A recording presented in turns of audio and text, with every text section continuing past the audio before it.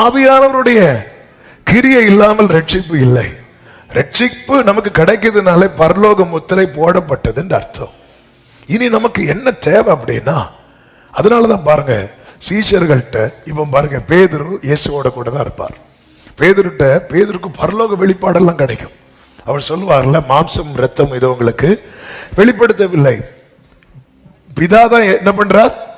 பரலோக வெளிப்பாடு ஒருவனுக்கு கிடைக்குதுனாலே அவன்கிட்ட யாருடைய கிரியை இருக்கிறது? ஆவியானவருடைய கிரியை இருக்கிறது. அது மட்டும் இல்ல, இவர்களுக்கு இயேசு அதிகாரம் கொடுத்து நீங்க போய் பிசாசுகளை துரத்திட்டு வாங்கன்னு சொல்றார். இவங்க போய் துரத்திட்டு வராங்க. எந்த வல்லமையில துரத்துறாங்க? அவருடைய வல்லமையில தான் துரத்துறாங்க. இவர்களை அழைத்து உயிர்த்தெழுந்த இயேசு பரிசுத்த ஆவியை பெற்றுக்கொள்ளுங்கள் சொல்லிட்டு ஊதுறார். அப்போ இவங்களுக்குள்ள அந்த ஆவியின் கிரியை இருக்கிறது. ஆனா இவர்கள் இன்னும் என்ன பெற்றுக்கொள்ளவில்லை என்றால், ஞான ஸ்நானம் பெற்றுக்கொள்ளவில்லை. என்ன ஞான ஸ்நானம் பெற்றுக்கொள்ளவில்லை? பரிசுத்த ஆவியின் ஞான ஸ்நானம் பெற்றுக்கொள்ளவில்லை. அதுக்குதான் இயேசு சொன்னார், பாரு, சில நாளுக்குள்ளே நீங்கள் பெற்றுக்கொள்வீர்கள், சில நாளுக்குள்ளே நீங்கள் பெற்றுக்கொள்வீர்கள். மேல் வீட்டறையிலே சீஷர்கள் காத்திருந்தார்கள். அதை நான் இரண்டாவது சொல்றேன். இந்த ஞான ஸ்நானம் அவர்கள் பெற்றுக்கொண்டதின் அடையாளமாக அங்க என்ன நடக்கிறது என்றால், 2வது அதிகாரம் அதனுடைய 3வது வசனத்துல 2-3 வசனங்களை பாருங்கள்.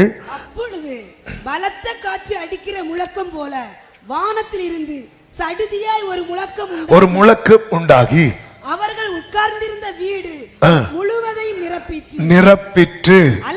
அல்லாமலும் அக்கினிமயமான நாவுகள், பிரிந்திருக்கும் நாவுகள் அவர்களுக்கு காணப்பட்டு அவர்கள் ஒவ்வொருவர்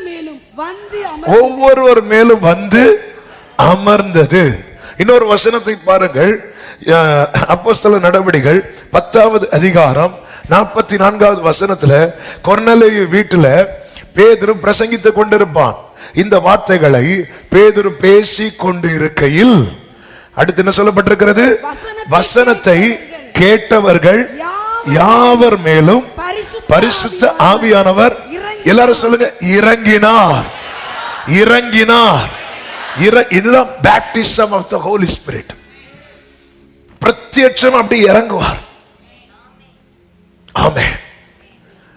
தண்ணியில ஒரு மனுஷன் இறங்கி ஏறது போல ஆவியானவர் ஒருவனை பரிசுத்த ஆவியினால ஞானஸ்நானம் கொடுக்கும் போது அவர் அவன் மேல இறங்குவார்.